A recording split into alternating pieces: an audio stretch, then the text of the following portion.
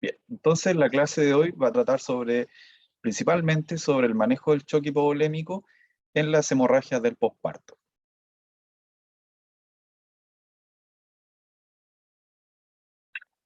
¿Cuáles son los contenidos que vamos a ver en la clase de hoy? Primero vamos a hacer un resumen sobre las hemorragias del posparto, cuáles son sus principales causas, cuál es el manejo y cuáles son los cuidados, conversar a grandes rasgos los cuidados que tenemos que tener de matronería. Y después, cuando veamos choque hipovolémico, vamos a ir un poco más al detalle de cómo se tiene que manejar eh, la hemorragia del posparto.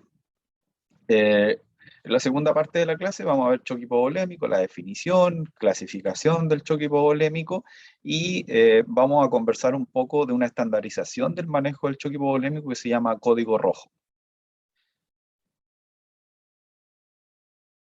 Entonces, las hemorragias del posparto es súper importante de estudiarlas y de manejarlas al revés y al derecho.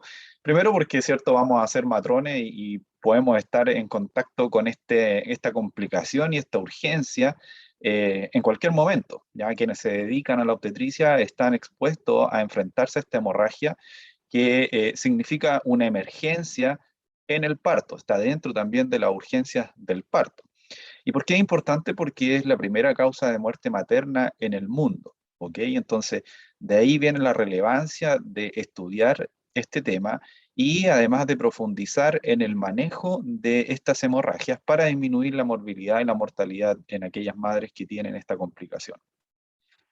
La hemorragia del posparto se define como una pérdida significativa de sangre, la cual eh, es estimada o clasificada como una pérdida mayor de 500 ml de sangre luego del parto vaginal. Sabemos que la pérdida de sangre normal en el parto vaginal son hasta 500 ml. Si la pérdida es mayor a esos 500 ml, lo denominamos como una hemorragia del posparto. Ahora, en el caso de la cesárea, se define como aquella pérdida de sangre mayor a 1 litro luego del procedimiento quirúrgico que es la cesárea. Además de esta pérdida que es visible, pueden haber hemorragias internas, principalmente la formación de hematomas en el canal del parto, que también pueden significar una hemorragia del posparto y que estas hemorragias no son evidentes, sino que en un principio son ocultas y una vez que ya se ha provocado la colección de sangre, comienzan a dar sintomatología. De ahí vamos a conversar un poquito más sobre eso.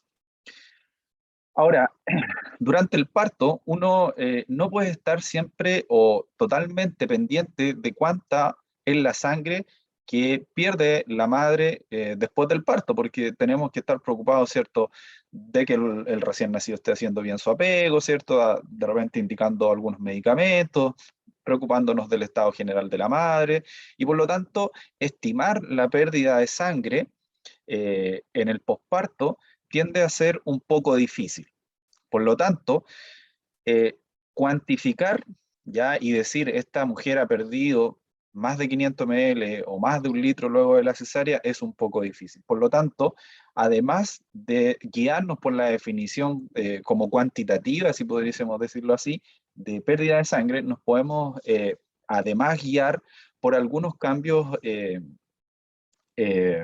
hemodinámicos en la madre, ¿ya? Como por ejemplo, si es que una madre tiene una disminución mayor o igual al 10% del hematocrito luego del parto o de la cesárea. Eh, También cambio en la madre como aumento de la frecuencia cardíaca, disminución de la presión sanguínea y disminución de la saturación de oxígeno. Por lo tanto, estos cambios además nos están indicando que probablemente la madre tenga un shock hipovolémico y estos cambios son reflejo de este shock hipovolémico que en el fondo son mecanismos compensatorios para mantener la presión arterial y principalmente la perfusión hacia los órganos y el tejido.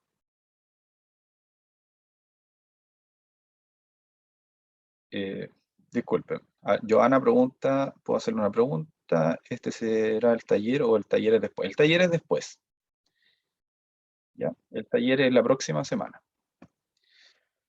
Eh, la hemorragia del posparto la podemos clasificar como primaria, que es la mayoría de las hemorragias del posparto, las más importantes, y que son de manera más aguda, por lo tanto, el manejo tiene que ser la identificación de la causa y el manejo de la causa tiene que ser, ¿cierto?, rápido, porque incluso podríamos llegar a un choque hipovolémico con resultados de muerte materna, como lo vimos al principio. Entonces, la primaria es aquella que ocurre dentro de las primeras 24 horas y la secundaria es aquella que ocurre después de las 24 horas.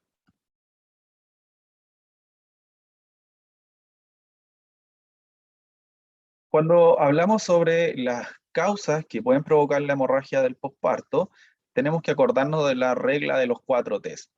Primero, la falta de tono. La segunda T es por trauma, que se refiere a los traumatismos que pueden haber en el canal del parto.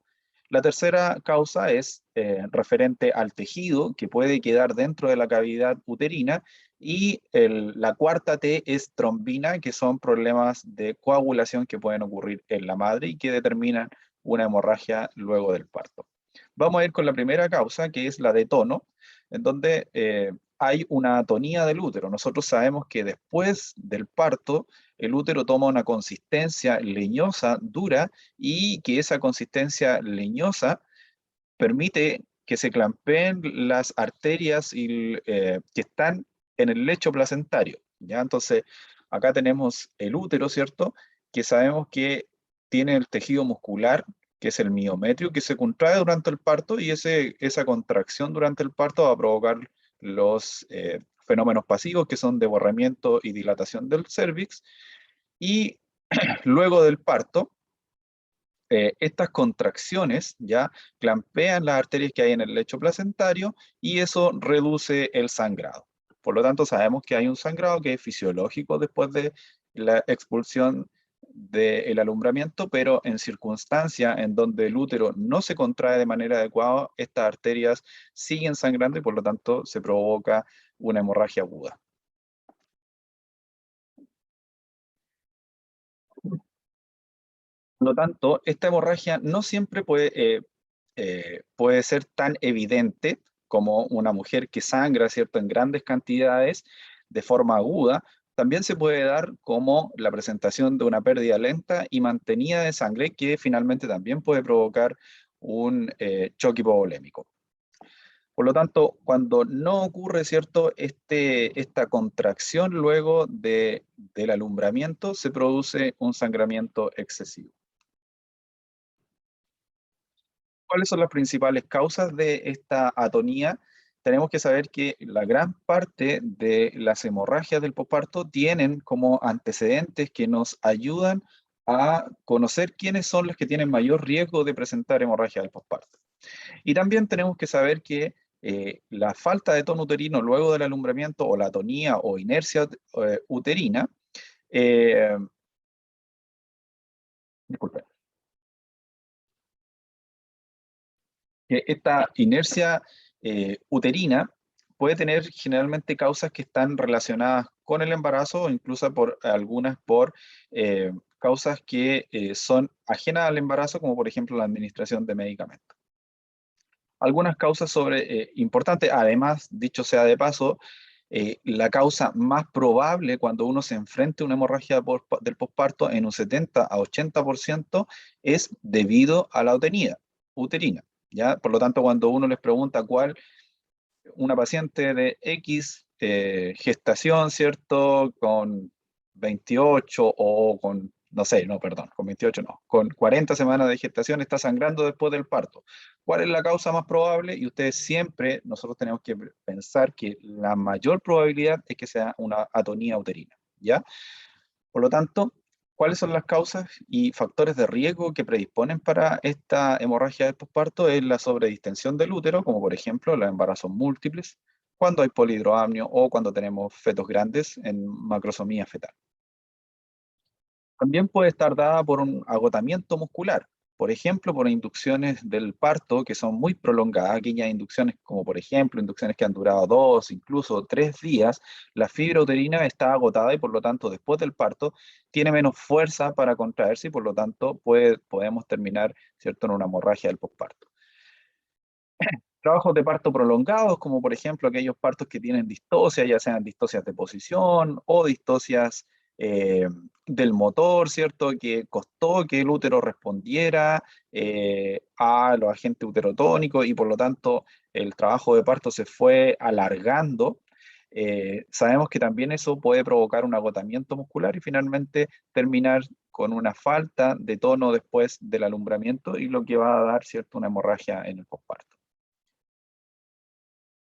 La distensión de la vejiga también puede provocar una hemorragia del posparto por una falta de tono uterino, sobre todo en aquellas mujeres que han tenido muchas dosis de anestesia durante el trabajo de parto. Sabemos que la anestesia hace que la mujer muchas veces tenga retención de orina y por lo tanto esa retención de orina va haciendo que se forme un globo vesical y ese globo vesical va desplazando el útero y por lo tanto no permite que el útero se pueda contraer de buena manera y por lo tanto puede provocar también una hemorragia del posparto. Algunos medicamentos utilizados en obstetricia, como por ejemplo lo que yo les dije, la anestesia también puede provocar un cierto grado de falta de tono uterino y eso lo podemos ver reflejado en el trabajo de parto, en aquellas pacientes en las cuales se le administra una dosis importante de anestesia, cuesta que el útero responda, aunque uno puede encontrarse evidencia y muchas veces los anestesistas dicen que en realidad la anestesia no afecta la dinámica uterina, pero en realidad a veces las dosis que se utilizan sí hacen que afecte la dinámica uterina y por lo tanto es necesario administrar oxitocina. Y lo mismo ocurre en el posparto. Muchas veces ya las dosis de anestesia, ya sea porque se administraron muchas dosis o administraron algunas dosis con eh, eh, dosis mayores de las necesarias hacen que el útero no pueda tener esta respuesta contráctil. Y hay algunos medicamentos que también utilizamos en obstetricia que actúan, tienen cierto efecto tocolítico, como por ejemplo el sulfato de magnesio, que es un medicamento que utilizamos en aquellas pacientes hipertensas severas, con pacientes con preeclampsia severa. Y este medicamento lo que hace es prevenir las convulsiones, que son la eclampsia. ¿Ya? Entonces, en aquellos pacientes que han tenido mucho tiempo esta administración de sulfato de magnesio, tienen más riesgo de hacer hemorragia posparto porque este medicamento tiene un efecto tocolítico. El nifedipino, que es un medicamento que principalmente se usa como antihipertensivo, en el caso de la obstetricia, nosotros lo utilizamos además como un medicamento tocolítico de primera línea. Este medicamento es un bloqueador de los canales de calcio y por lo tanto también tiene un efecto tocolítico, lo cual no permitiría, ¿cierto?, en ocasiones que el útero pueda contraerse de buena manera. Y el fenoterol, que también es un tocolítico de segunda línea y que se utiliza en la prevención del parto prematuro. Ya, por lo tanto, estos factores de riesgo pueden determinar quiénes son aquellas pacientes que tienen mayor riesgo de presentar una hemorragia del posparto. Por lo tanto, aquellas pacientes que tienen estos factores de riesgo, nosotros siempre tenemos que estar pensando en que nos pueden presentar una hemorragia después del parto. Profe, Diga, cuando se utiliza el fenoterol? el fenoterol es un medicamento tocolítico, o sea, es un medicamento que está creado para las vías respiratorias, pero tiene además un efecto tocolítico. Por lo tanto, se utiliza de segunda línea, como segunda opción en el fondo, en la prevención del parto prematuro. ¿Ya? Lo primero que se utiliza es el nifedipino, que también se los nombré. Si con el nifedipino no se logró el efecto necesario, que en el fondo en la prevención del parto prematuro es hacer desaparecer las contracciones, ¿cierto? Porque no queremos que ocurra el parto. Lo primero que se hace es administrar nifedipino. Si con el nifedipino no resulta, se pasa a la segunda línea, eso lo vamos a ver un poco más adelante, se pasa a la segunda línea que es el fenoterol. ¿Ya? Entonces, aquellas pacientes que han utilizado estos medicamentos antes del parto tienen mayor riesgo de hacer hemorragias del posparto. Ahora, Ya, profe, gracias. el tratamiento de las hemorragias del posparto eh, lo vamos a hacer siempre, y me imagino que lo vieron en la clase con el doctor, siempre va de forma como escalonada, vamos como de lo más sencillo y de lo más costo efectivo hasta lo más complejo que finalmente puede terminar hasta en una histerectomía, ¿ya? Lo primero que tenemos que hacer cuando nos vemos enfrentados, ¿cierto?, a una hemorragia del posparto o incluso para prevenir la hemorragia del posparto es el masaje en el fondo del útero. Sabemos que el útero es un órgano que es irritable y por lo tanto cuando nosotros lo estimulamos tiene una respuesta contráctil. Por lo tanto, el masaje en el fondo del útero nos ayuda a disminuir el sangrado y nos ayuda en el fondo a mantener esa hipertonía en el útero, que previene, ¿cierto?, que eh, sangren esa arteria y esos vasos que quedaron abiertos en el lecho placentario, donde estaba inserta la placenta, ¿ya? Por lo tanto, la primera medida, ¿cierto?, es este masaje en el fondo del útero. ¿Dónde lo hacemos, cierto? Buscamos el fondo del útero, que sabemos que en el puerperio o sea, en el puerperio inmediato debiésemos encontrarlo a nivel eh, del ombligo, y en el caso de presentar a la paciente una atonía uterina, ustedes lo van a encontrar más arriba del ombligo y lo van a encontrar con una consistencia esponjosa o suave, como dice ahí, ¿ya? Por lo tanto, nosotros buscamos dónde está el fondo del útero y de manera más o menos enérgica hacemos masaje en el fondo del útero y eso nos va a ayudar a prevenir este sangramiento. Una de las cosas que también nos puede ayudar a disminuir este sangrado por falta de tono es evaluar, ¿cierto?, la presencia del globo vesical, porque dijimos que esta presencia del globo vesical podía desplazar el útero y finalmente, en el fondo, no permitirle al útero que se pueda contraer, en el fondo lo va empujando hacia arriba. A mí, yo obviamente lo había leído y en realidad lo tenía como un conocimiento un poco muerto, hasta que una vez una paciente la recibí, había tenido el parto hace media hora, y esta paciente tenía mucho dolor abdominal, como irradiado hacia el hígado, y además estaba sangrando, hipotensa, etcétera. Y además se le palpaba como una masa dura a nivel del hígado. Por lo tanto, lo que todos pensamos era que podía haber tenido algún traumatismo, ¿cierto? O se le haya roto la cápsula hepática y por lo tanto se le estaba haciendo un hematoma. Mandamos a buscar a los cirujanos, con los médicos, los cirujanos evaluaron a la paciente, en realidad no tenía nada, y alguien le hizo una ecografía, y en la ecografía se vio que en el fondo la vejiga se había distendido tanto que hizo que el útero llegara, el fondo del útero llegara hasta el nivel del hígado. Y por lo tanto, como la vejiga estaba tan distendida, ya la paciente obviamente le dolía el flanco derecho y además nosotros palpábamos esa pelota dura a nivel hepático. Y además eso provocaba que la paciente no dejara de sangrar. ¿Qué hicimos? Le instalamos una sonda Foley y en media hora llenamos 2 veces la bolsa recolectora. O sea, la paciente tenía como 2 litros o 3 litros de orina en la vejiga. ¿Ya? Entonces, ahí en el fondo a mí como que se me hizo un poco, me cayó, como se dice vulgarmente, la teja, que en realidad esto sí puede provocar hemorragia del posparto.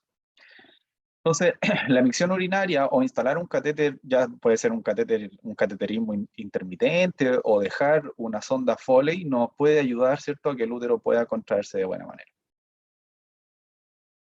Entonces ahí tenemos los primeros tratamientos que se utilizan. Luego comenzamos con la medicación. Sabemos que después del parto nosotros administramos de forma rutinaria eh, eh, algunos uterotónicos. El principal, ¿cierto?, es la oxitocina, en donde administramos entre 10 a 20 unidades de oxitocina en 500 ml de suero y lo dejamos pasando a 200 ml hora en promedio. Eso nos ayuda, ¿cierto?, que el útero se pueda contraer con mayor fuerza y prevenimos la hemorragia del posparto. Por lo tanto, la primera medida es administrar oxitocina. Además, se pueden administrar bolos de 5 a 10 unidades por vía endovenosa. Por lo tanto, eso lo pasamos rápido, en menos de un minuto, y eso ayuda a que el útero se pueda contraer de buena manera. Por lo tanto, el primer medicamento utilizado para tratar la hemorragia del posparto por atonía es la oxitocina, ¿ya? Ahora, si no tenemos el efecto deseado con la oxitocina, podemos pasar al siguiente paso y podemos administrar medicamentos como por ejemplo la metilergonovina. ¿Lo escucharon en la clase del doctor? Sí, profe. Ya. ¿En quiénes no se podía administrar la metilergonovina o Metergin?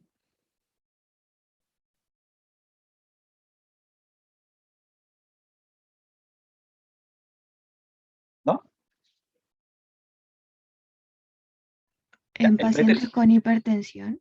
en pacientes con hipertensión o en pacientes que tengan riesgo cardiovascular. Por lo tanto, en aquellas pacientes que tienen antecedentes de preeclampsia, hipertensión crónica, no podemos administrar este medicamento porque lo que produce además una contracción del músculo liso de los vasos sanguíneos, por lo tanto, provoca secundariamente una hipertensión también, ¿ya? Por lo tanto, el Metergim se administra en dosis de 0,2 miligramos intramuscular eh, luego de que hemos visto que no haya hecho efecto, ¿cierto? La oxitocina, 0,2 miligramos intramuscular en pacientes que no tengan antecedentes de hipertensión porque puede provocar una crisis hipertensiva. También podemos administrar medicamentos como el carbetocin, que es un medicamento también uterotónico y que se administra en dosis de 100 miligramos por una vez y que se prefiere utilizar luego de las cesáreas que tienen factores de riesgo para hemorragia del posparto o en pacientes que pueden estar sangrando activamente después del procedimiento. Este medicamento también provoca una contracción uterina, pero tiene una vida media más larga, por lo tanto su efecto es más largo, por lo tanto la contracción que provoca en el útero es más mantenida, ¿ya? Y también podemos utilizar un medicamento que vimos en inducción del parto, que es el misoprostol o las prostaglandinas. El misoprostol es el que utilizamos en este caso, que se utiliza en dosis mucho mayores a las que vimos en la inducción del parto y lo que se utiliza es entre 200, 400, 600, hasta 800 microgramos, principalmente por la vía rectal porque tiene una absorción un poco más rápida, ¿ya? Entonces, utilizamos misoprostol, también se puede utilizar en dosis entre 400 a 800 microgramos por la vía rectal. Ahora, si estos medicamentos no han hecho efecto, también se pueden utilizar algunas medidas mecánicas como hacer compresión con un packing de compresas. Ya en el fondo lo que se hace es introducir compresas estériles dentro de la cavidad uterina y eso hace como una medida de clampeo, ¿cierto? Artificial del sangramiento. Muchas veces este packing de compresas se puede utilizar como una medida de salvataje mientras la paciente pasa a la cirugía. Ahora nosotros solamente estamos conversando en este momento del tratamiento etiológico de la hemorragia, pero en la segunda parte vamos a ver todo el tratamiento que hay que hacer para la complicación final que tiene la paciente, que es el choque hipovolémico, ¿ya?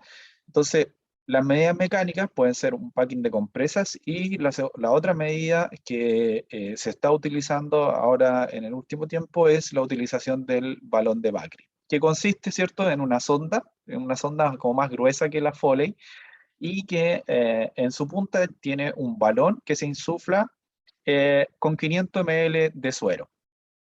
Entonces, se introduce este balón dentro de la cavidad uterina, se insufla con 500 ml de suero y se deja ahí por al menos unas 24 horas, ¿ya? Incluso en algunas partes dice que puede ser hasta 36, pero no se recomienda más allá de 24 horas.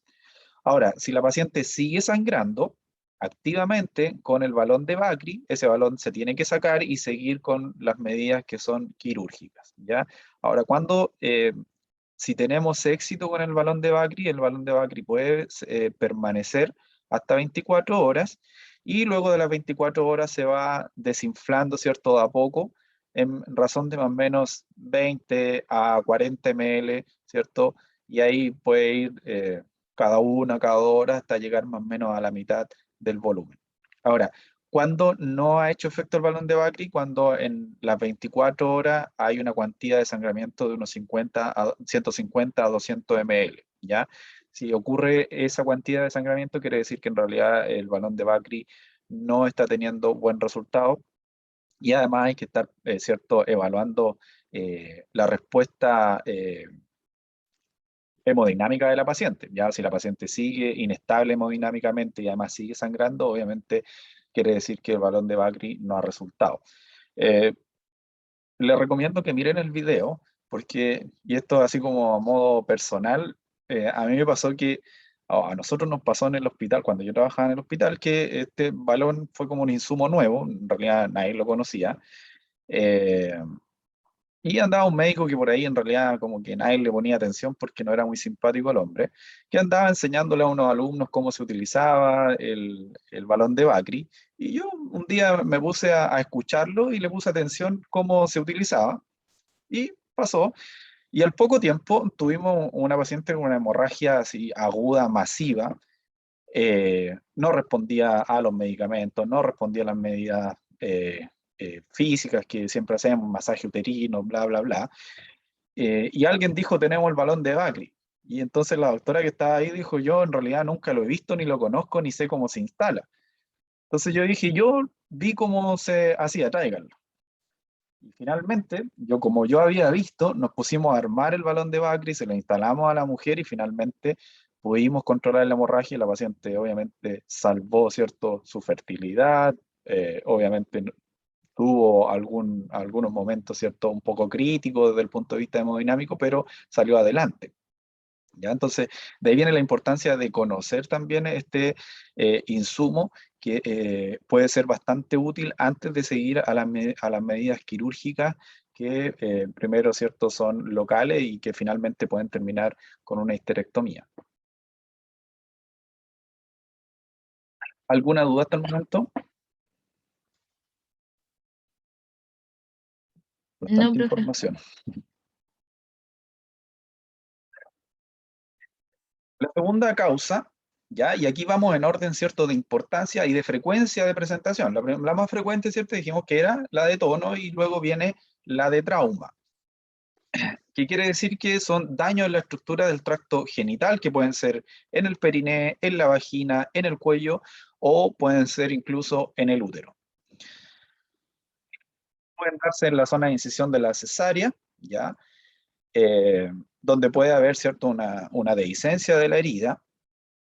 Puede además deberse al paso del feto a través del canal vaginal o también puede ser a través por la instrumentación en el parto, por el uso de forceps, de vacuum o también el uso de la episiotomía. Por lo tanto, sabemos que en el parto se pueden presentar desgarros, como dice ahí, a nivel del cuello uterino, a nivel de la vagina y el periné.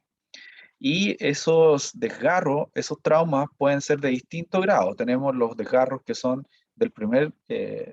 los desgarros que son del primer grado, que son aquellos que llegan solamente a la mucosa vaginal y que son los que en realidad más se presentan y que muchas veces, incluso algunos ni siquiera eh, necesitan sutura, solamente con un poco de compresión, ¿cierto? En la zona del desgarro pueden dejar de sangrar. Están los desgarros del segundo grado, que son aquellos que comprometen la mucosa, ¿ya? A ver, voy a mostrarle acá. Entonces, los de primer grado son aquellos que comprometen la mucosa vaginal y que generalmente se presentan, puede ser aquí en el periné o incluso, no se ve acá, pero en la zona parauretral, ya que esos de la zona parauretral muchas veces no requieren sutura, sí son un poco dolorosos porque están cerca del clítoris, que es una zona bien inervada. Los segundos son los que se presentan acá en la zona del periné, que muchas veces requieren un par de puntos y paran de sangrar. Los de segundo grado son aquellos que comprometen la mucosa y los músculos del periné. Los de tercer grado son aquellos que llegan hasta el esfínter anal y los de cuarto grado son aquellos que comprometen el esfínter anal, ¿ya? Entonces, dependiendo del grado que tenga el desgarro, también puede ser la severidad del sangrado que tenga. También, como dijimos, pueden presentar al inicio de la clase, pueden presentarse hematomas que son masa o colección de sangre y que muchas veces no se hacen evidentes. ¿Dónde pueden presentarse? Principalmente en las paredes de la vagina o incluso en el periné. Por lo tanto, este sangrado no es evidente porque se está colectando bajo el tejido y finalmente cuando este sangrado, que incluso puede ser no tan masivo, sino que es poco sangrado pero constante, puede llegar también a dar síntomas de un shock hipovolémico.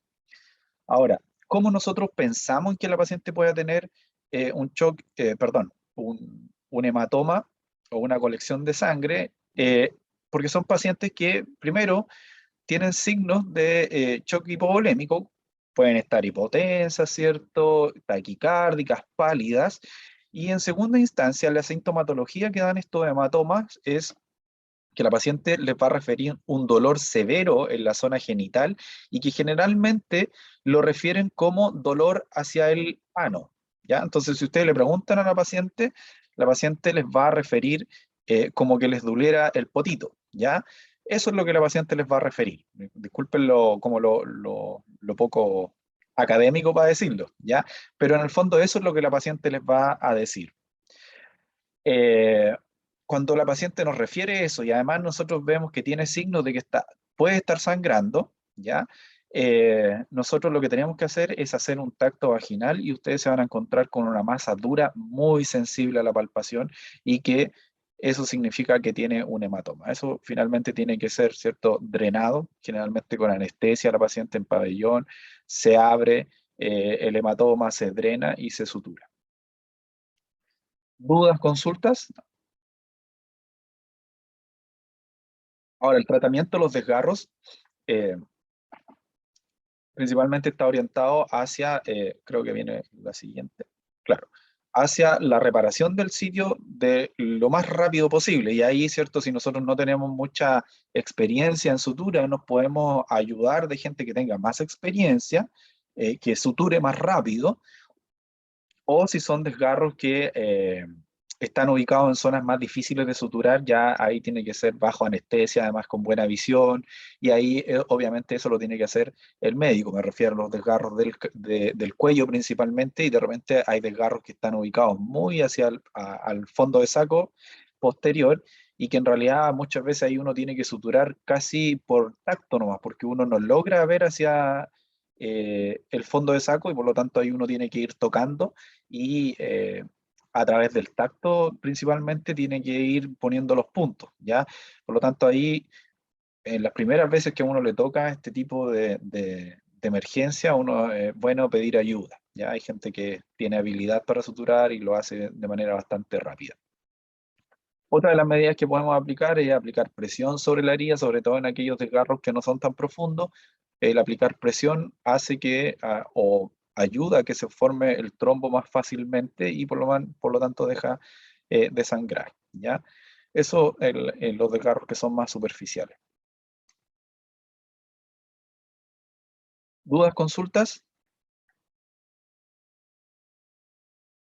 ¿No? No, profe. Ya. Entonces vamos con la tercera causa, que es el tejido, la tercera T, que quiere decir que hay retención de restos placentarios en la cavidad uterina.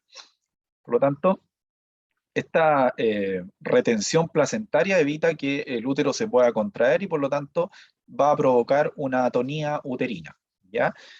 ¿Cuáles son los restos que pueden quedar? Puede quedar la placenta dentro del útero, pueden quedar principalmente restos de membrana ovular, eso es lo que más queda. Y también pudiesen quedar restos ya parciales de la placenta. Cuando se presenta esto principalmente cuando hay acretismo placentario. Eh, no sé si lo han leído alguna vez, pero la placenta creta es aquella placenta que invade el miometrio y por lo tanto no se separa fácilmente. Entonces, a través, sobre todo cuando uno tracciona el cordón sin que la placenta tenga signos de desprendimiento, pueden quedar restos de cotiledones dentro del útero, ¿ya? Entonces hay distintos grados de acretismo placentario. Está la placenta creta, que es aquella en donde eh, la placenta llega al miometrio. La placenta increta es aquella en donde la placenta, las vellosidades invaden el miometrio, y está la placenta percreta, que es aquella en donde incluso las vellosidades atraviesan el miometrio. Incluso pueden llegar a órganos abdominales, ¿ya? Incluso pueden, una placenta percreta, que me tocó verlo como unas dos veces creo que fue, pueden invadir la vejiga, pueden invadir intestino, etcétera, ¿ya? Entonces, obviamente, este agretismo placentario puede provocar retención de restos y por lo tanto provocar una hemorragia en el posparto. ¿Cómo podemos prevenir esta hemorragia del posparto? Asegurarse que la placenta salga intacta y remover el tejido lo antes posible.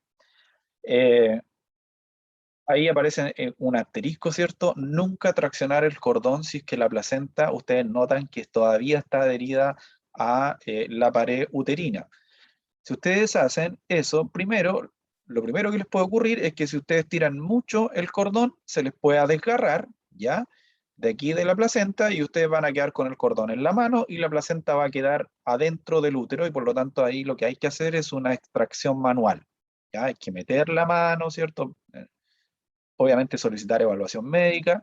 Ahora, si el sangrado es muy masivo, ya mientras llega el médico, uno tiene que intentar sacar la placenta. Entonces uno introduce la mano y va desanclando, ¿cierto? Aquí la placenta que está adherida al útero. Entonces uno va metiendo los dedos por entre medio de la placenta y la pared del útero y la va tratando de desadherir. Entonces, nunca traccionar el cordón si es que ustedes ven que la placenta todavía está adherida, ¿ya?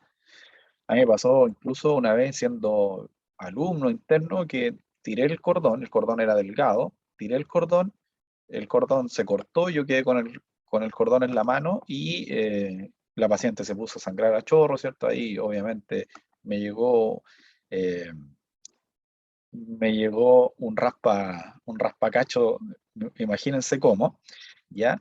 Y obviamente nunca más lo volví a hacer. Ahí aprendí. Lo segundo que les puede pasar si ustedes traccionan el cordón y la placenta todavía está adherida es que pueden provocar una inversión uterina. ¿Qué quiere decir? Que el cuerpo del útero, ya ustedes van a traccionar el cordón y el cuerpo del útero se va a venir hasta abajo, hacia abajo y se va a dar vuelta, se va a invertir, incluso puede verse la inversión uterina a nivel del introito. Y obviamente eso va a provocar una hemorragia muy aguda y compleja. ¿Ya? Ahí lo que hay que hacer es, con el puño de la mano, devolver el fondo del útero y administrar, dejar la mano ahí dentro y administrar uterotónicos para que el útero se vuelva a contraer. Y la causa menos probable que se presenta como en el 1% de las pacientes es aquella causa que tiene condiciones de coagulación sanguínea eh, que determinan una hemorragia en el posparto. Muchas veces estas condiciones además son conocidas previo al parto, ¿ya? Que son enfermedades que ya se conocían antes del parto, como por ejemplo la enfermedad de von Willebrand. También puede estar dada por algunas causas obstétricas, como por ejemplo la preeclampsia, donde hay la preeclampsia severa, en donde hay disminución de las plaquetas, hay una trombocitopenia, o también puede darse en el contexto de un desprendimiento prematuro de placenta normoinserta, que puede producir, ¿cierto?, una coagulación intravascular diseminada. Por lo tanto, si hay alteración de los factores de la coagulación, se va a evitar la formación de un coágulo y por lo tanto va a haber un sangrado que generalmente puede ser pequeño pero grave. Cuando hablamos de una hemorragia del posparto, siempre tenemos que pensar que esto es una hemorragia, o perdón, una emergencia obstétrica, ¿ya? Y por lo tanto nosotros tenemos que tener un diagnóstico rápido y un manejo rápido, porque es una emergencia que, como vimos al principio, puede conducir incluso hasta la muerte. El tratamiento, como vimos, ¿cierto? En primera instancia, tiene que estar orientado, ¿cierto? A la causa y también nosotros tenemos que, y es lo que vamos a ver ahora en más detalle, tenemos que orientarlo hacia el manejo del shock hipovolémico. Hay que mantener un adecuado volumen circulatorio y para eso vamos a administrar fluidos intravenosos, ¿ya? Y para eso, ¿cierto? Lo primero que tenemos que hacer es eh, poner dos vías venosas de grueso calibre para administrar fluido intravenoso, principalmente los cristaloides, lo que más utilizamos es el suero fisiológico, y siempre tenemos que pasar estos cristaloides en razón de 1:3. ¿Qué quiere decir? Que si la paciente ha perdido 1 litro de sangre, nosotros tenemos que administrar 3 litros de suero fisiológico, ¿ya? Y lo segundo es la administración de productos hemoderivados según lo que la paciente necesita. ¿Qué es lo que más se transfunde? Son los glóbulos rojos que hay que transfundirlo una vez que se piense o se evidencie una anemia con hemoglobina entre 6 a 8 miligramos por decilitro, ¿ya? Entonces, una vez que se estima que la paciente tiene esa anemia, ¿ya? A través de un hematocrito y una hemoglobina, tienen que transfundirse estos productos hemoderivados. Hay otros productos hemoderivados, como por ejemplo el plasma, los crioprecipitados, ¿ya? Y que creo que el doctor los vio además en su clase, ¿ya? Entonces el más importante son los glóbulos rojos. Cada unidad de glóbulos rojos otorga, ¿cierto? O aumenta la hemoglobina en un punto y el hematocrito en un 3%, ¿ya? Por lo tanto, si una paciente tiene una hemoglobina de 7 gramos por decilitro y se le administran 2 unidades de glóbulos rojos, ¿a cuánto debiese aumentar la hemoglobina, según lo que acabamos de decir?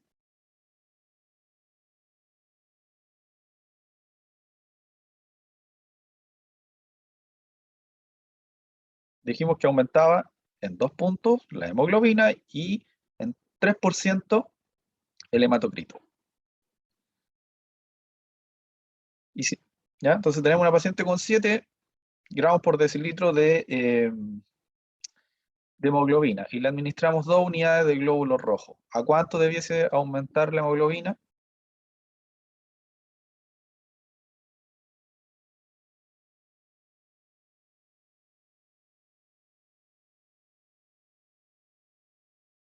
¿No?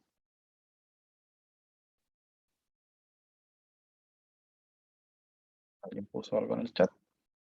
A 9, ¿ya? Porque dijimos que aumenta, cada unidad de glóbulos rojos aumenta en un punto la hemoglobina y en 3% el hematocrito.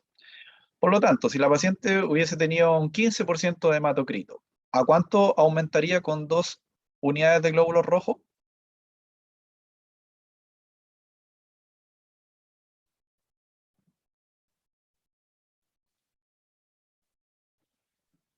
¿A un 18%? Ya, pero dijimos que cada unidad aumenta en un 3%, ¿ya? Y le administramos 2 unidades, por lo tanto debiese ser un 21%, como dijo Javier Espinosa. Muy bien, ¿ya? Entonces, ¿cuál es nuestro rol ahí? Primero, ¿cierto? Identificar la causa y solicitar ayuda. Esto siempre es una emergencia, por lo tanto hay que trabajar en equipo. Identificar la causa y tratar la causa. Y en segunda instancia, tenemos que comenzar con el tratamiento del shock hipovolémico. Identificar el shock hipovolémico, clasificarlo como lo vamos a ver más adelante y dependiendo de eso, empezar a tratarlo. ¿Qué es lo primero que nosotros tenemos que hacer? Es instalar 2 vías venosas. Cuando instalamos las 2 vías venosas, tomar exámenes. ¿Qué examen le tomarían a una paciente ustedes que está sangrando?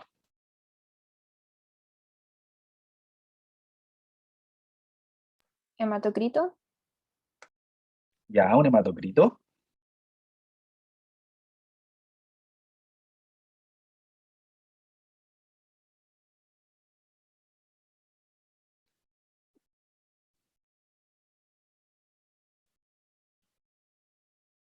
¿Qué más?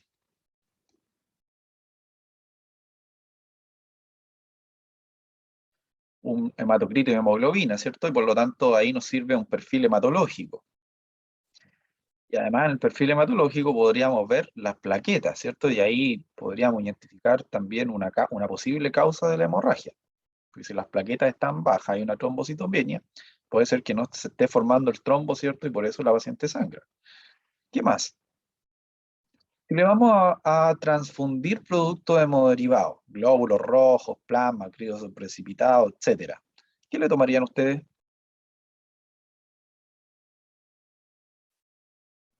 Grupo sanguíneo y RH. Grupo sanguíneo y RH, súper importante, aunque sabemos, ¿cierto?, que las pacientes traen su grupo IRH desde el control prenatal, por lo tanto nosotros lo conocemos. Pero de todas maneras, cuando uno está frente a estos casos y en caso de que la paciente requiera transfusión, se necesita volver a clasificarla. Por lo tanto, hay que tomarle igual un grupo IRH y además tomar pruebas cruzadas, ¿ya? Para ver que la paciente después no vaya a hacer un choque anafiláctico, ¿cierto? Por lo tanto, súper importante para saber qué tipo de sangre le vamos a transfundir es tomarle el grupo IRH. A no ser que la paciente esté con riesgo vital, y en ese caso lo que se hace es administrar sangre O4 RH negativo, ¿ya? Entonces, a no ser que la paciente tenga riesgo vital, en ese caso se puede administrar O4 RH negativo, que es un tipo de sangre escaso además, y que probablemente incluso a veces no hay, ¿ya? Eh, pero en caso de que la hemorragia no sea tan severa y que todavía estemos en un shock hipovolémico que no sea tan grave, podemos esperar el resultado de la clasificación del grupo IRH y se pueden administrar, ¿cierto? Se puede administrar la sangre perteneciente, o sea, la sangre coincidente con la de la madre, ¿ya? Entonces, si la madre es A positivo, se le administra sangre A positivo. Si es AB negativo, se le administra AB negativo, ¿ya? Pero en primera instancia, si es muy urgente, se administra O4RH negativo, ¿ya? Entonces, instalar dos vías venosas. Cuando instalamos las dos vías venosas, eh, tenemos que tomar exámenes y administrar cristaloides. ¿En razón de cuánto?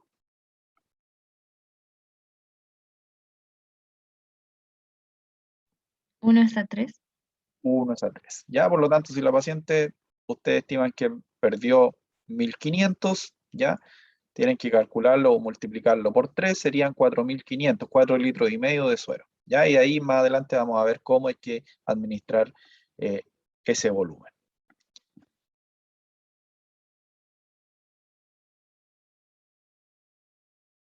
En cuanto a las hemorragias secundarias, que son aquellas que se presentan después de las 24 horas, las principales causas son la infección y que es la endometritis o la retención de restos ovulares que también puede provocar una endometritis.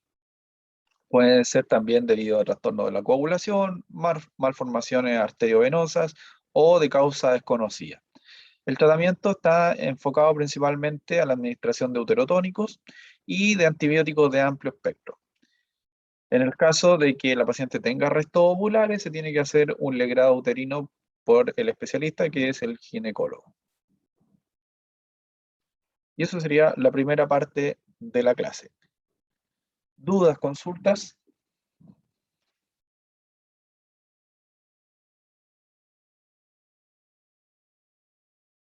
¿No? Bien, No, profe. tomamos descanso hasta las 3:30. Ya, profe. Ya, profe. Bien,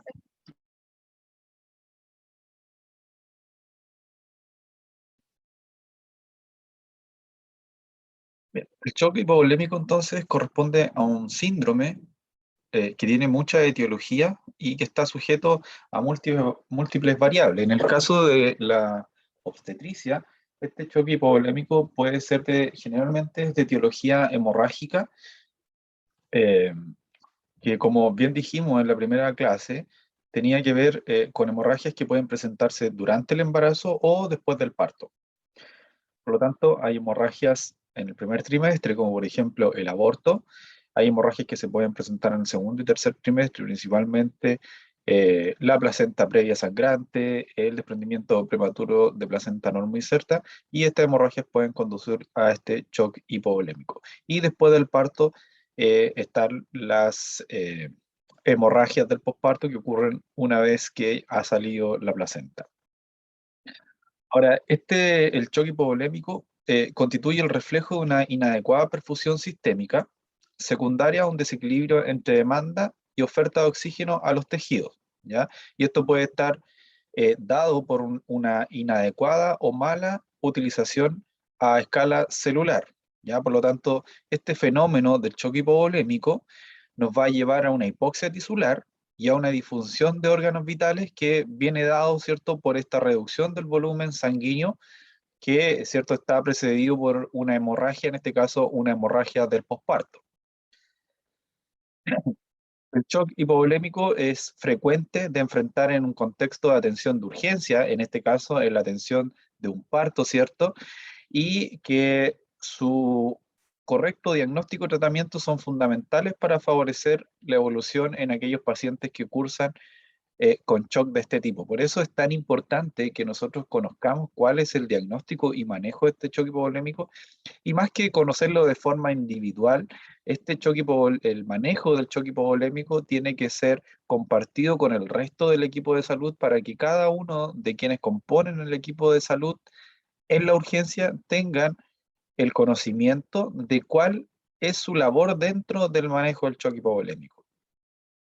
Ahora, en la hemorragia del posparto, los primeros signos de choque hipovolémico se presentan cuando la paciente ha perdido al menos 1 litro de sangre. Antes de esa pérdida, aunque sabemos que en el caso del parto vaginal definimos como hemorragia del posparto una pérdida mayor de 500 ml, eh, cuando la paciente ha perdido entre los 500 y los 1000 ml, puede compensar de buena manera, ¿ya? Dado los cambios que ocurren en la gestación, puede compensar hemodinámicamente ese sangrado. Luego de la pérdida de los 1000 ml, comienzan a haber estas manifestaciones clínicas del shock hipovolémico, que son, en el fondo, manifestaciones que son mecanismos compensadores para mantener la adecuada presión arterial y la perfusión a nivel tisular. Ahí tenemos un cuadro que nos habla sobre la fisiopatología del choque hipovolémico. Entonces, como yo les dije, en el curso de este choque hipovolémico, muchas de estas manifestaciones clínicas, que son como por ejemplo la taquicardia, la hipotensión, etcétera, son secundarias a la puesta en marcha de los mecanismos que son compensadores. Y la primera respuesta a la hipovolemia, ¿ya? Tiene que ver con una activación simpática que va a provocar, ¿cierto?, que se aumente la frecuencia cardíaca y la fuerza de contracción del útero para poder mantener el gasto cardíaco, ¿ya? Y lo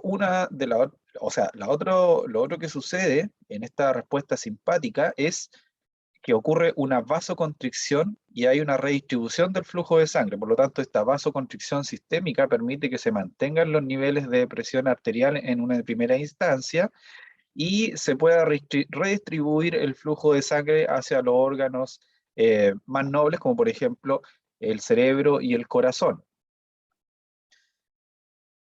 La respuesta fisiopatológica ante esta hipovolemia que ocurre dado, ¿cierto?, un sangramiento del posparto, tiene que ver con 3 ejes principales.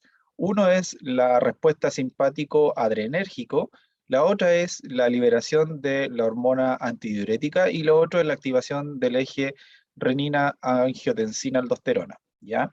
Entonces, como dijimos, cuando hay esta hipovolemia, hay un retorno disminuido, un retorno venoso disminuido al corazón, lo que provoca una hipotensión arterial. Esta hipotensión arterial va a estimular varoreceptores a nivel aórtico de la aurícula derecha y de la arteria carótida, y el hipotálamo, ¿cierto? En primera instancia, la respuesta más rápida, esta respuesta simpático-adrenérgica, que va a provocar, ¿cierto?, la liberación de catecolaminas en un primer intento, ¿cierto?, de compensar esta hipotensión. Y para eso, ¿cierto?, se va a intentar mantener el gasto cardíaco, aumentando, ¿cierto?, la fuerza contráctil y la frecuencia cardíaca, y además va a haber una vasoconstricción con redistribución de flujo, que como dijimos, ¿cierto?, esta redistribución, ¿cierto?, privilegia el flujo hacia el corazón y el cerebro. Por otra parte, el hipotálamo, ¿cierto?, va a estimular a la neurohipófisis para liberar, ¿ya?, la hormona antidiurética, lo que va a ayudar, ¿cierto?, a la retención de agua y sodio. Ahora, además, esta liberación de hormona antidiurética también tiene un efecto vasoconstrictor, ¿ya? Entonces, cuando las dosis de hormona antidiurética son mayores a las requeridas para obtener retención de agua y inhibir la diuresis, ¿cierto? Cuando esas dosis son mayores, la antidiurética tiene un efecto potente vasoconstrictor que nos va a ayudar también, ¿cierto?, a mantener la presión arterial. Por otra parte, como dijimos que había una redistribución de flujo, el riñón se va a ver afectado, ¿cierto? Y el riñón a nivel renal va a haber una disminución de la filtración glomerular y va a haber retención también de agua y sodio. Y esto además nos va a permitir mantener la presión arterial. Ahora, esta respuesta es mucho más tardía que la primera respuesta simpático-adrenérgica, que comienza alrededor de los primeros 30 segundos del choque hipovolémico. Esto se puede demorar más o menos 30 minutos en tener efecto, ¿ya? Entonces, esta activación del eje renina-angiotensina va a producir una vasoconstricción que también está ayudada, ¿cierto?, por la liberación de hormona antidiurética, que dijimos que tenía un efecto también vasoconstrictor. Esa vasoconstricción va a disminuir la perfusión tisular y finalmente el organismo va a comenzar a tener un metabolismo anaeróbico. Por otra parte, también está activación del eje renina-angiotensina-aldosterona, va a provocar también retención de agua y sodio, y finalmente este metabolismo anaerobio también va a producir una acidosis metabólica, ¿ya? ¿Cómo clasificamos el shock hipovolémico de manera clínica?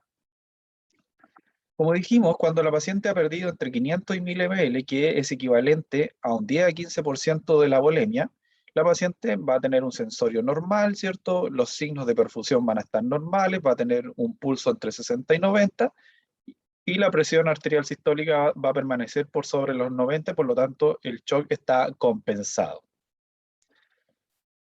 Cuando la paciente ha perdido entre un 16 a un 25% de su volemia, que es equivalente a 1 litro a 1 litro y medio, van a aparecer algunos signos de hipoperfusión, como por ejemplo la palidez y la frialdad. Recordar, ¿cierto?, que había una vasoconstricción como respuesta a este choque hipovolémico, por lo tanto, esa vasoconstricción eh, se ve manifestada a nivel de la piel también, por lo tanto ustedes van a encontrar que la paciente va a estar muy pálida y además la paciente va a estar como temblorosa, y además la paciente se puede sentir agitada. Otro signo de hipoperfusión es que la paciente va a disminuir sus niveles de presión arterial sistólica a 80-90 milímetros de mercurio, y como efecto compensatorio va a aumentar la frecuencia cardíaca, ¿ya? Y vamos a encontrar una taquicardia discreta que va a estar entre 91 y 100 por minuto. Ahora, como dijimos que para lograr compensar esta pérdida de volemia, administramos soluciones cristaloides, y que esas soluciones cristaloides se administran en razón de 3:1, tendríamos que administrar entre 3 litros y 4 litros y medio, ¿ya? Porque estimamos que la paciente ha perdido entre 1000 a 1500 ml, ¿ok?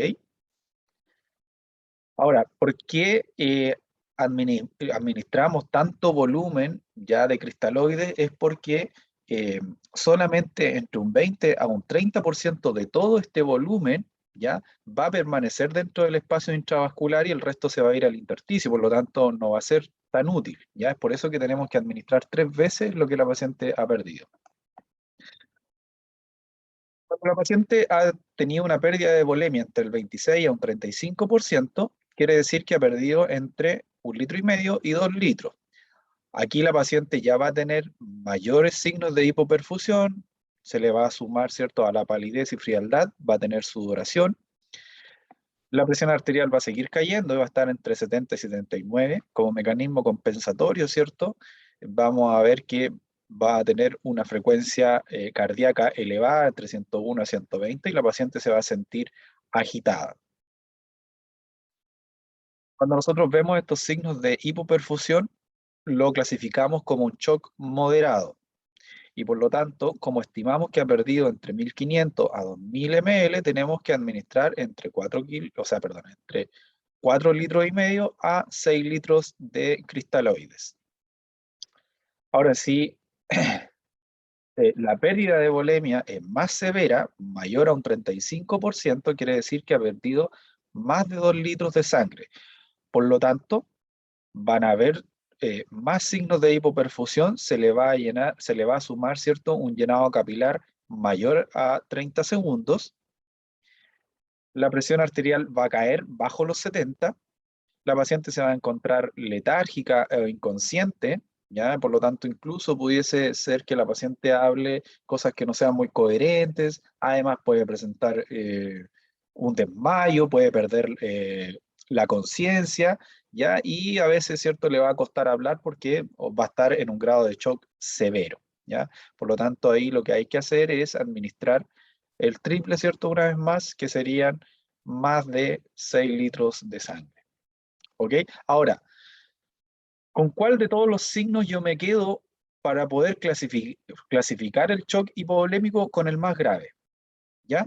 ¿Qué quiere decir? Que, por ejemplo, la paciente puede tener, no sé, una hipotensión sistólica entre 70 y 79 y puede estar con signos de hipoperfusión de palidez y frialdad, pero no tiene sudoración.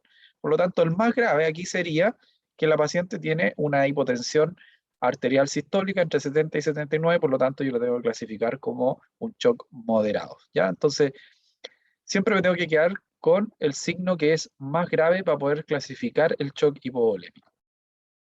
¿Duda o consulta hasta el momento? Profe, ¿por qué, o sea, cómo era por qué era la razón 3 esa uno de los cristaloides? Te lo dije, que solamente entre un 20 a un 30% de todo este volumen, ¿ya? Va a permanecer dentro del espacio intravascular dentro de la primera media hora. ¿Qué quiere decir? Que la mayoría, ya 2/3, se va a ir al intersticio y no va a quedar dentro de los vasos sanguíneos, ¿ya? Y por lo tanto no me va a servir como para aumentar la volemia.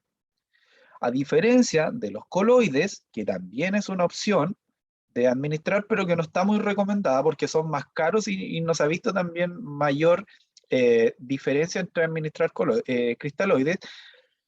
Los coloides, ya como por ejemplo aquellos que tienen albúmina, que los más conocidos son el Voluben y el Hemacel, ya que son como los que más utilizamos, no requieren que no administremos tanto volumen. ¿Por qué? Porque estos coloides tienen principalmente proteína, albúmina, que hace que la mayoría del volumen que administramos quede dentro del espacio sanguíneo, ¿ya? Del espacio intravascular. Entonces, estos cristaloides, muy poco es lo que queda dentro del espacio intravascular y por lo tanto hay que administrar 3 veces lo que ha perdido la paciente. Esa es la razón. Ya, profe, gracias. ¿Quedó claro? Sí, profe.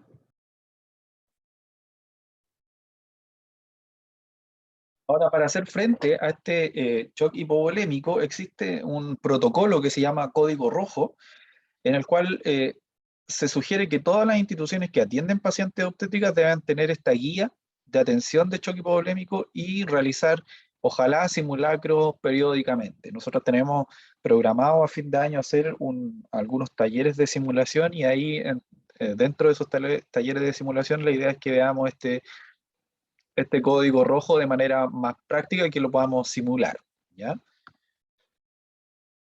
¿Cuáles son los principios fundamentales cuando nosotros asistimos a un shock hipovolémico?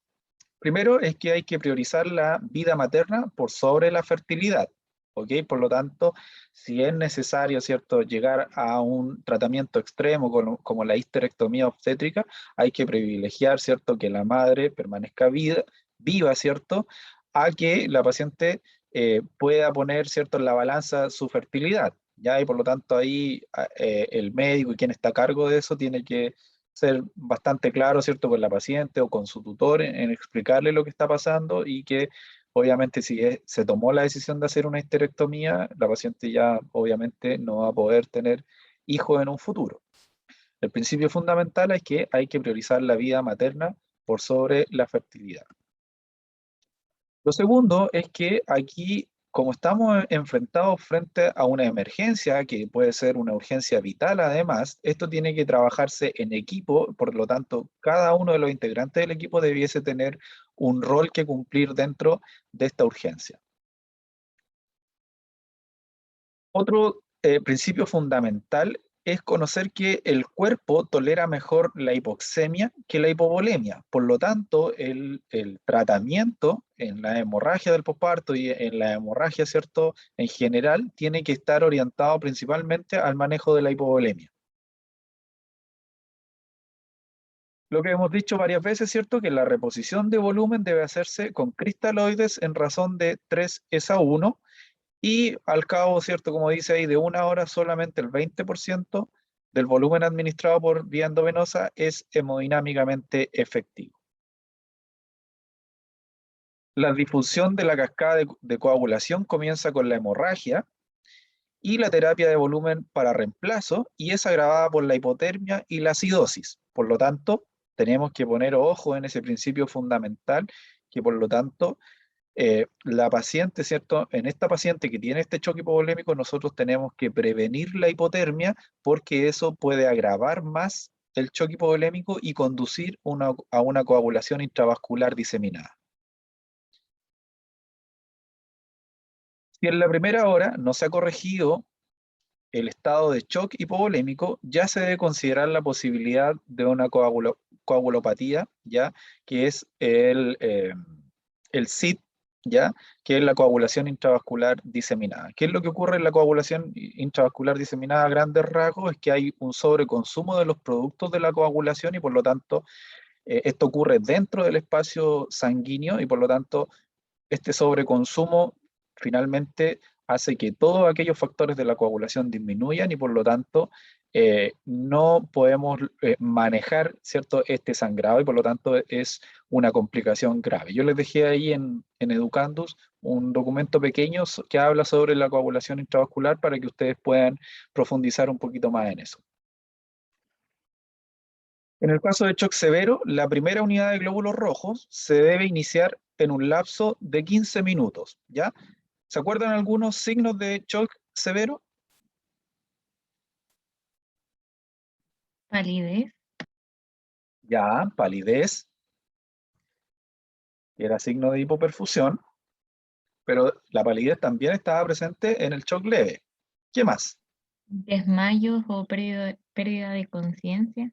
Principalmente, ¿cierto? Que la paciente puede estar letárgica y pueda perder la conciencia. ¿Qué pasa con la presión?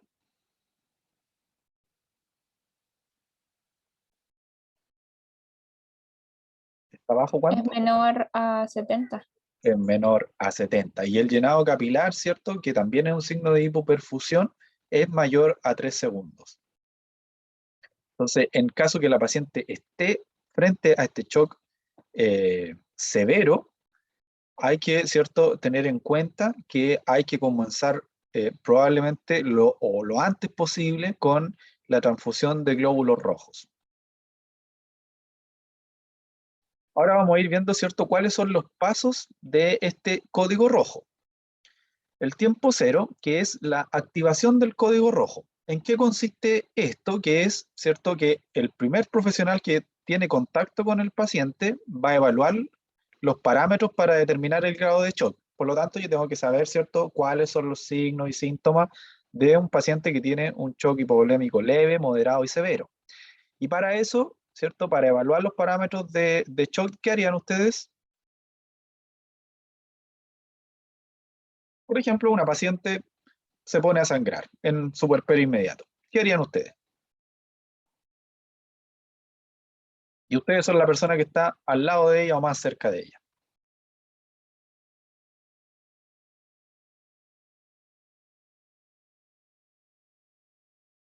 Tomar la presión. Bien, ¿cierto? Evaluar la presión sanguínea. ¿Qué más? Ver cómo está su pulso. Ver cómo está el pulso, ¿cierto? Entonces lo primero sería controlar los signos vitales. Natalie dice ver de dónde viene el sangrado, también, ¿cierto? ¿Qué más?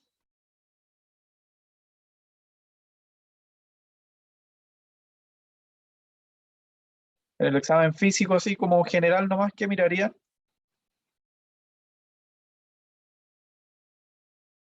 ¿Cuál era el primer signo que teníamos? ¿O la primera manifestación de hipoperfusión? Si está pálida. Es que está pálida, ¿cierto? Y además ver su grado de conciencia, ¿cierto? Preguntarle cómo se siente, ¿cierto? Cómo me responde, si la pregunta, o sea, si la respuesta es coherente, ¿cierto? Por lo tanto, ahí yo puedo determinar además el grado de shock. Ahora, si nosotros determinamos, a través de nuestras acciones que acabamos de hacer, determinamos que la paciente tuvo una pérdida mayor a 1 litro, hay que activar el código rojo. Ahora, esta activación del código rojo es bueno que todos tengan claro cómo es. La idea no es que yo vaya, por ejemplo, box por box, avisándole a las matronas o llamando a los médicos, a cada uno de los médicos, etcétera, que hay una paciente sangrando con un choque hipovolémico. La idea es que uno, por ejemplo, tenga un código establecido, en este caso decir, no sé, código rojo y cada uno sepa qué es lo que hay que comenzar a hacer, ¿ya? Por lo tanto, el método de activación del código rojo tiene que ser conocido por todos y tiene que ser rápido, ¿ya? La idea es que la información se transmita de manera rápida y que además todos conozcan qué significa que hay un código rojo. ¿Qué es lo que hay que hacer? Alertar al laboratorio y a la unidad de medicina transfusional si es que hay, ¿cierto?, en el hospital donde estamos. ¿Por qué? Porque al laboratorio, ¿cierto?, nosotros vamos a enviar los exámenes que vamos a tomar y la unidad de medicina transfusional nos va, ¿cierto?, a ayudar además con los exámenes, con la clasificación y las pruebas cruzadas de sangre, y además, ¿cierto?, nos va a proporcionar los productos sanguíneos que se puedan solicitar. Además, si es que estamos en un hospital, ¿cierto?, en donde a lo mejor el nivel de resolutividad es bajo, a lo mejor no podemos hacer frente a esta emergencia, ¿cierto? Y la paciente tiene que ser trasladada. Por lo tanto, ahí en ese caso hay que alertar al servicio de transporte, y si es que la ambulancia está ahí, no puede moverse hasta que se resuelva la emergencia, ¿ya? Eh, y empezar a calentar los líquidos a 39 grados Celsius. ¿Por qué creen ustedes que hay que calentar los sueros?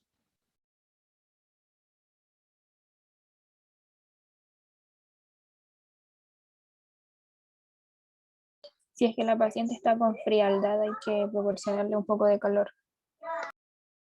Ya, ¿qué es lo que teníamos que prevenir además cuando estábamos tratando el choque hipovolémico? ¿Qué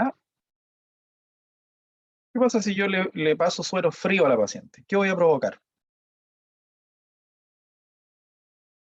¿Voy a provocar fiebre? ¿Hipotermia?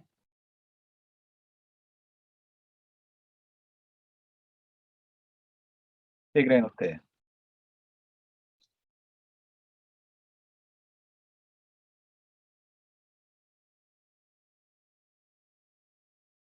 ¿Contracción de los vasos? Sí, pudiese ser. Pero puede haber fiebre o hipotermia. Si es que yo le paso. Ya. ¿Y qué es lo que teníamos que prevenir? La hipotermia, la fiebre, ¿qué es lo que teníamos que prevenir? ¿Y por qué?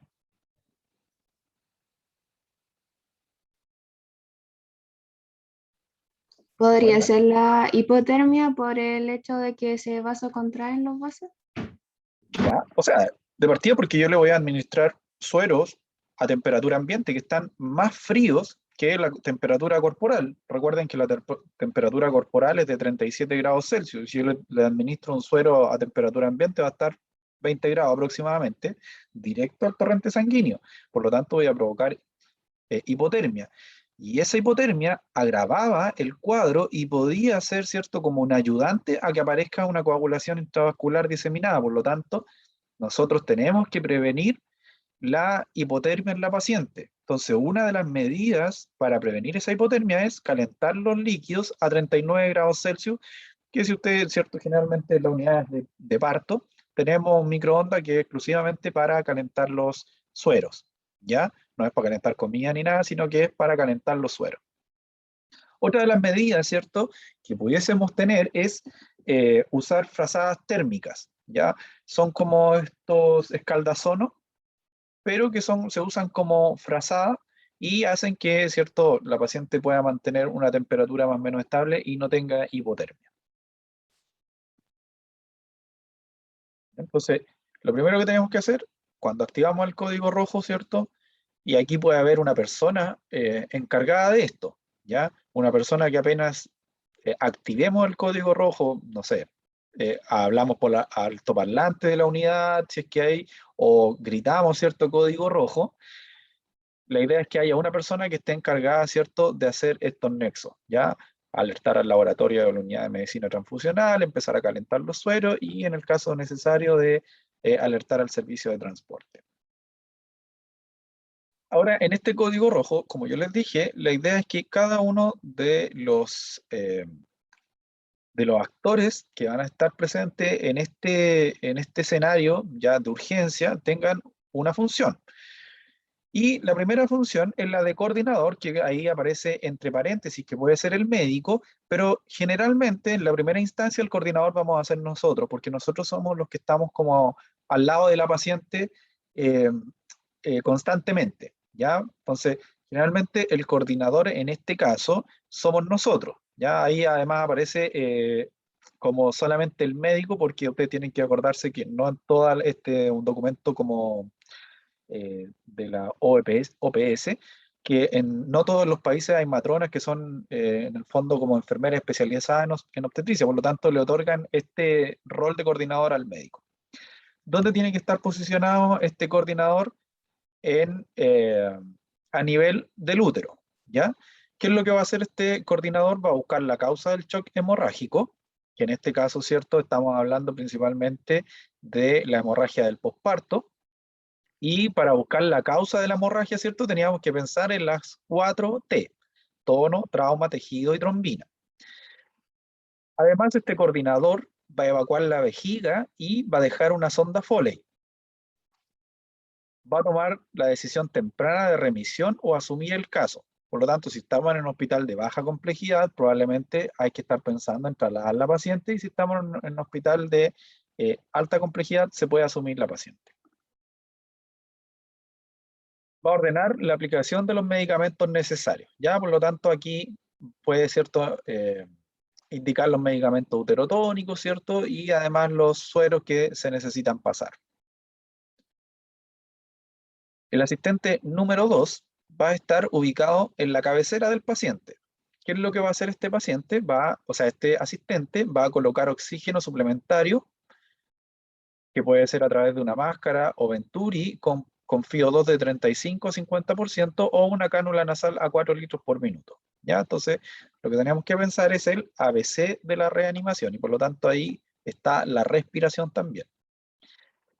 Si la paciente está embarazada con más de 20 semanas, verifique que esté en posición de desviación uterina a la izquierda. No aplica al posparto, ¿ya? Recordar que estas hemorragias también pueden presentarse, como dice ahí, en el primer y en el segundo trimestre. Y en el tercero también, perdón. Además, este asistente va a estar anotando todos los eventos, registros con tiempo, algo súper importante. Yo siempre les digo que la idea es que siempre haya alguien que pueda ir registrando todo lo que va pasando.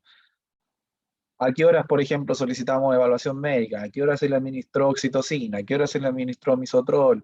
¿Cuáles fueron los signos vitales? Idealmente aquí los signos vitales tienen que ser monitorizados continuamente. Por lo tanto, esta persona está encargada de llevar estos registros. Además va a estar preocupado, ¿cierto?, de los signos vitales, la presión arterial, el pulso, y monitorizar la oximetría. Registrar la temperatura y cubrir a la paciente con cobijas para evitar la hipotermia. Va a reevaluar además el estado de shock luego de la infusión de los líquidos, y por lo tanto va a ir informando al coordinador cómo va respondiendo la paciente a la administración, ¿cierto?, de volumen. Además, va a colaborar con el coordinador en la realización de procedimientos si es que así lo requiere. Entonces, por ejemplo, si el coordinador va a instalar una sonda Foley, el asistente número 1 lo puede reemplazar mientras el coordinador instala la sonda Foley, y el asistente puede hacer el masaje uterino, por ejemplo. ¿Ya? Entonces, lo puede ir reemplazando. El asistente número 2 generalmente es aquella persona que tiene más habilidad para puncionar. ¿Ya? Entonces, esta persona, ¿qué es lo que va a hacer? Va a garantizar el acceso y funcionamiento de 2 vías venosas de grueso calibre. Ahí dice 14-16, pero habitualmente utilizamos la 16 y la 18. ¿Ya? A veces es un poco difícil instalar vías venosas, o en realidad no a veces, es difícil instalar vías venosas número 14, sobre todo si uno no hace el procedimiento constantemente. ¿Ya? Entonces, la 16 y la 18 son un poco más fáciles de instalar, sobre todo si el paciente está hipotenso, porque cuando el paciente está hipotenso es muy difícil encontrar los vasos, porque sabemos que está vasocontraído, por lo tanto es difícil encontrar las venas para poder pinchar al paciente. Entonces aquí la idea es que este asistente número 2 sea aquella persona que tiene habilidad para puncionar. Además de instalar las vías venosas, como habíamos dicho delante, hay que tomar muestras sanguíneas. 3 tubos, de ahí vamos a ver cuáles son esos tubos, y colocar 2 litros de cristaloides calientes. ¿Por qué 2 litros? Porque pensamos ya que si está con cierto grado de shock, por lo menos ha perdido 1 litro. ¿A cuánta temperatura tenían que estar los sueros? A 39 39 grados. grados. 39 grados. Entonces, esta persona va a tomar los exámenes, va a realizar las órdenes de laboratorio, que son, como bien dijeron ustedes delante, hemoglobina y hematocrito, plaquetas, y esos tres exámenes van en el perfil hematológico. Pruebas de coagulación, tiempo de protrombina, tiempo de tromboplastina, TTP, ¿ya? O TPT, como aparece ahí, el fibrinógeno, pruebas cruzadas y clasificación sanguínea. En el caso que el shock sea severo, o sea, una paciente que está con una hipotensión severa y además, ¿cierto?, tiene signos de que está letárgica o que está inconsciente, se pueden solicitar 2 unidades de glóbulos rojos, idealmente RH negativo. ¿Por qué? Porque ahí no podemos estar esperando, ¿cierto?, el resultado del grupo sanguíneo de las pruebas cruzadas, por lo tanto hay que iniciar la transfusión lo antes posible. Aplicar los líquidos y medicamentos ordenados por el coordinador. Entonces, este asistente número 2 en el fondo va a estar preocupado de instalar vías, tomar los exámenes, administrar los sueros. Y va a haber una cuarta persona, que es el circulante, que en el fondo va a ser como una pega un poco más administrativa, va a marcar los tubos de las muestras sanguíneas, ¿cierto? Los va a identificar, va a calentar los sueros, va a llamar a más gente de acuerdo al requerimiento del coordinador, ¿cierto? Entonces puede llamar a más ayudantes. Puede ser requerido por el coordinador para asistir en algún procedimiento, como por ejemplo revisar el canal del parto y establecer contacto con la familia y mantenerla informada. Y la información que se entrega a la familia va a estar definida por el coordinador. Él es el que va a avisarle, que él va a decir qué es lo que hay que informarle a la familia. Entonces, ahí tenemos una foto en donde, si se fijan, a la altura del útero está el coordinador haciendo masaje uterino y probablemente, ¿cierto?, buscando la causa del sangrado. Por ejemplo, si ustedes tocaran un útero que está retraído, que está bien contraído, y hay un sangramiento activo, ¿qué pensarían? ¿Cuál de las 4 T pensarían que es la causa?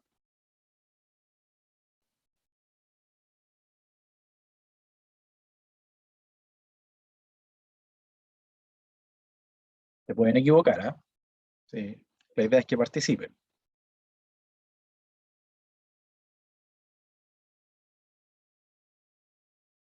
Paciente que está sangrando con útero retraído. ¿Qué creen ustedes cuál creen ustedes que puede ser la causa? ¿Podría ser por trauma o tejido? Más que por tejido, por trauma, ¿ya? ¿Por qué? Porque sabemos que cuando hay atonía, que es lo más frecuente, el útero no está retraído, por lo tanto lo descartamos. Y cuando es por tejido, por retención de restos placentarios principalmente, además esa retención de restos placentarios lo que provoca también es una atonía, ¿ya? Entonces, cuando nosotros tenemos sangrado con útero retraído, tenemos que estar pensando en trauma, que son los desgarros del canal del parto, ¿ya? Entonces este coordinador puede ser, busca la causa, va a estar buscando la causa y además va a comenzar el tratamiento. Y recordar, ¿cierto?, que en el caso de que haya atonía uterina, siempre estar haciendo masaje uterino. El asistente número 2, que está ubicado en la cabecera del paciente, va a estar controlando los signos vitales, los va a estar informando al coordinador, ¿cierto? El asistente número 2 va a estar preocupado de instalar la vía venosa, tomar exámenes y administrar los sueros. Y va a haber, perdón, aquí puse coordinador, va a haber un circulante, ¿cierto?, que es aquel que va a estar preocupado de calentar los sueros, identificar las muestras, llamar más gente si es que es necesario, ¿cierto? Y informar a la familia. Una vez que ya pasamos el tiempo cero, donde nosotros reconocimos en el fondo el choque hipovolémico y lo clasificamos, tenemos que comenzar con el tratamiento. Entonces, lo primero que tenemos que hacer, ¿cierto? Y esto lo hace el ayudante número 1, es administrar oxígeno en concentraciones, ¿cierto? O con FiO2 de 35 al 50%. El asistente número 2 va a estar canalizando 2 vías venosas de grueso calibre. Principalmente lo que más utilizamos es la vía 16G. Tomar 3 muestras de sangre. La de tapa roja nos sirve para clasificar el grupo sanguíneo y RH y hacer las pruebas cruzadas. El morado nos sirve para el perfil hematológico, donde lo que nos interesa ver es el hematocrito, la hemoglobina y las plaquetas. Y el celeste nos sirve para evaluar las pruebas de coagulación. Entonces acuérdense siempre estos 3 tubos de sangre. Esto además está estandarizado. Donde ustedes vayan van a encontrar los tubos rojos, morados, celestes, etc. Y en todos los lugares sirven para lo mismo. Administrar suero cristaloide, 2 litros, rápido. Y ahí nos podemos ayudar de un apurador de suero. Que estos apuradores de suero son como el esfingomanómetro cuando tomamos la presión, ese que se infla. Entonces, estos apuradores de suero, uno pone este como esfingomanómetro y comienza a inflarlo y el suero obviamente comienza a pasar más rápido. Entonces, la idea es contar además con estos apuradores de suero, si no tendríamos que contar con una persona que esté constantemente apretando el suero para que pase más rápido, como apretando la botella de suero para que pase más rápido. Vamos a clasificar el grado de shock y completar la administración de volumen. Por lo tanto, si ha perdido 1 litro, ¿cuánto es lo que tenemos que administrar? Una vez más, 3 litros. 3 litros. En primera instancia, comenzamos al tiro a administrar por las 2 vías venosas, ojalá 2 matraces que tengan 1 litro cada uno, y después que administramos este bolo, comenzamos a administrar lo que nos falta, que en este caso sería 1 litro. Identificamos la causa de la hemorragia, que es recordar las 4 T. Evacuamos la vejiga y medir diuresis, y algo súper importante, además, que tenemos que comenzar con un balance hídrico. Acuérdense que ustedes el año pasado comenzaron o hicieron un ejercicio de balance hídrico. Recordar que en la respuesta al choque hipovolémico había una disminución del flujo hacia el riñón y por lo tanto aquí también podríamos estar, pudiese ocurrir, ¿cierto?, una falla renal ya en un choque hipovolémico que persiste en el tiempo. Por lo tanto, aquí es súper importante y además, ¿cierto?, que estamos poniendo mucho volumen, ¿ya? Y nosotros tenemos que estar evaluando también cuánto es la pérdida. Por lo tanto, aquí súper importante instalar una sonda y comenzar el registro de un balance hídrico. Mantener la temperatura corporal estable, y para eso dijimos que íbamos a administrar el volumen con una temperatura adecuada y además íbamos a proporcionarle calor a la paciente con frazada eléctrica.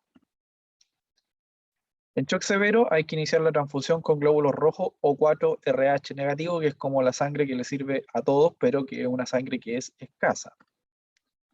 Según el grado de shock y nivel de atención, evaluar, asumir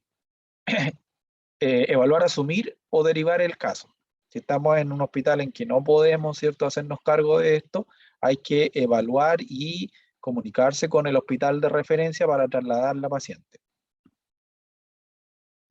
Mantener siempre a la familia informada. Entonces, eso es lo que va a ocurrir dentro de los primeros 20 minutos. La gran mayoría de las pacientes responde de buena manera durante esos primeros 20 minutos con las medidas iniciales como de reanimación. Luego, en el segundo periodo de 20 a 60 minutos hay que lograr estabilizar la paciente. Si la paciente en estos 20 a 60 minutos sigue en shock hipovolémico, tenemos que iniciar la transfusión con sangre específica. Y a esta altura, a los 20 a 60 minutos, ya vamos a tener el resultado de la clasificación de la paciente, por lo tanto podemos administrarle las unidades de glóbulos rojos o de lo que corresponda, según la clasificación de la paciente. Se debe mantener el volumen circulante. Y por lo tanto, una vez que ya ha cedido la hemorragia, hay que mantener la administración de cristaloides a una velocidad de 300 ml/hora. Si el diagnóstico o la causa de la hemorragia es una inercia uterina o una atonía uterina, se debe mantener las medidas de hemostasia.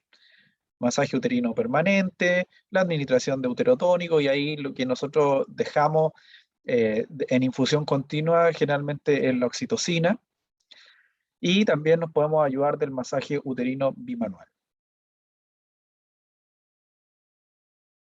Tenemos que hacer vigilancia de los signos de perfusión, tenemos que evaluar el estado de conciencia, el llene capilar, el pulso, la presión, la diuresis y la frecuencia respiratoria. Y después de la administración de volumen, la paciente sigue hipotensa, se debe considerar la administración de drogas vasoactivas y ahí en ese caso hay que solicitar ayuda al anestesista. Los anestesistas son los especialistas en manejar este tipo de drogas y además que ellos están formados para eso y están constantemente enfrentados a este tipo de urgencias. Por lo tanto, cuando ya la paciente sigue hipotensa, el cuadro sigue agravándose, ahí podemos pedir ayuda o el médico que está a cargo, coordinador, puede pedir ayuda al anestesista para hacer uso de esta droga vasoactiva. Si se decide un manejo quirúrgico, primero se tiene que estabilizar a la paciente previo a la anestesia, ya ahí dice anestesia. Previo a la anestesia hay que lograr estabilizar la presión de la paciente. Una vez que se ha estabilizado, ahí recién se le puede dar anestesia para hacer el procedimiento quirúrgico. Y mantener siempre a la familia informada. ¿Cuáles son los escenarios posibles de este choque hipovolémico? El primero es que la paciente mejora con las medidas iniciales, en los primeros 20 minutos. ¿Qué es lo que tenemos que hacer con esta paciente? Vigilarla de manera estricta, evaluar los signos de perfusión, ¿cierto? Sensorio, el llenado capilar, el pulso y la presión cada 15 minutos. Ahora, no porque la paciente dejó de sangrar y porque la presión se recuperó, nosotros vamos a dejar a la paciente sola. Es una paciente que nosotros tenemos que estar constantemente al lado de ella y vigilándola. Tenemos que estar vigilando el sangrado vaginal cada 15 minutos durante 4 horas.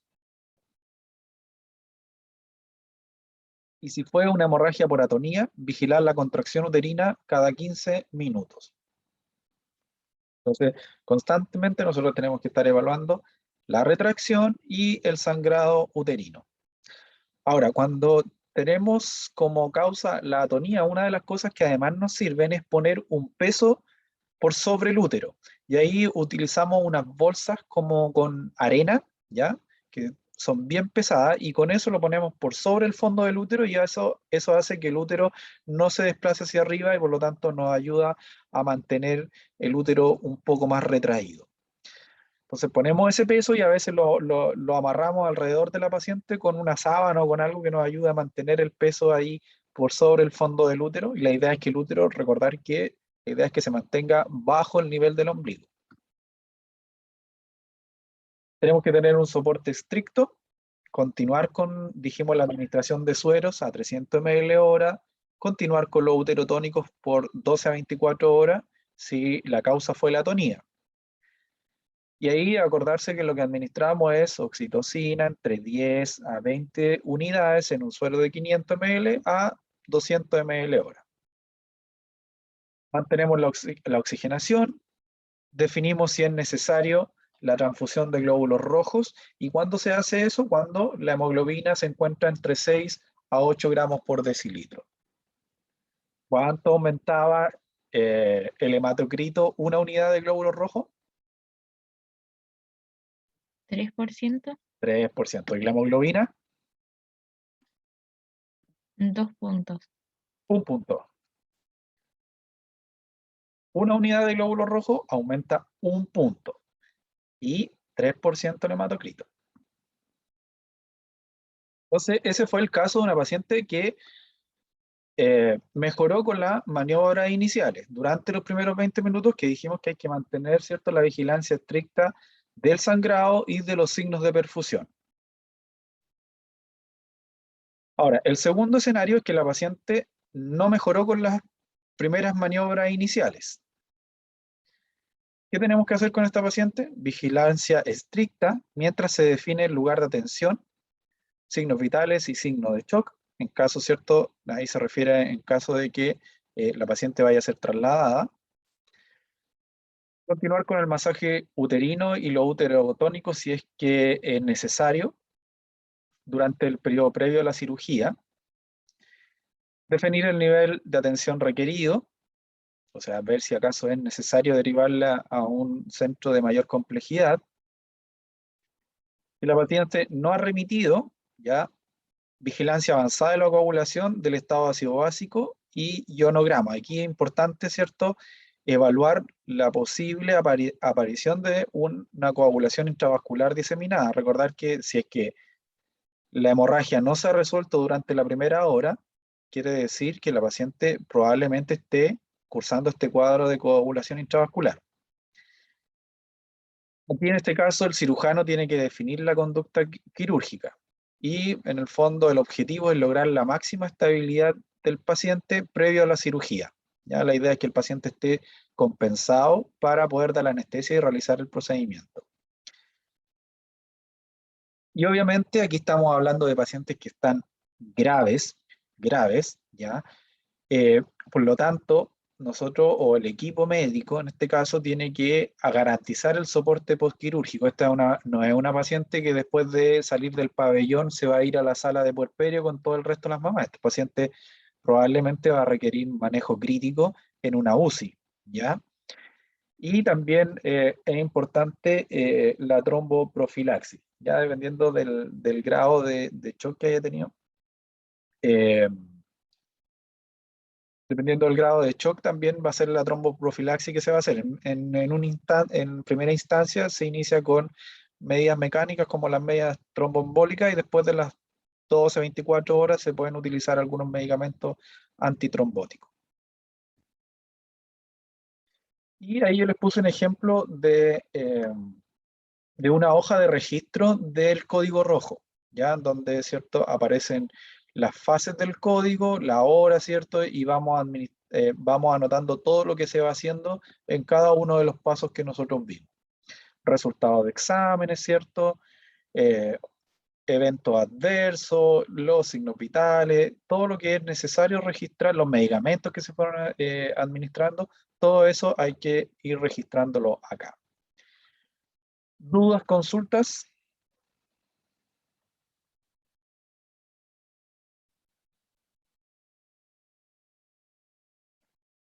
Con mucha No, información. profe. No, profe.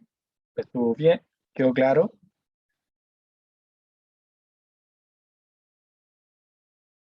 ¿Sí? Sí, profe, queda claro. Ya. Ya, chicos. Entonces nos vemos la próxima semana y la próxima semana vamos a hacer un caso clínico en donde vamos a aplicar todo lo que hemos visto en la hemorragia del posparto y en el shock hipovolémico. ¿Ok? Así que ahí vamos a seguir conversando un poco más sobre este tema que es algo o una situación crítica a la cual nosotros nos vemos enfrentados en algunas ocasiones. Bien, chicos, que estén muy bien, que tengan una buena semana y nos estamos viendo. Ya, Ya está, profe. profe. Ya, Chao. Gracias. chaito.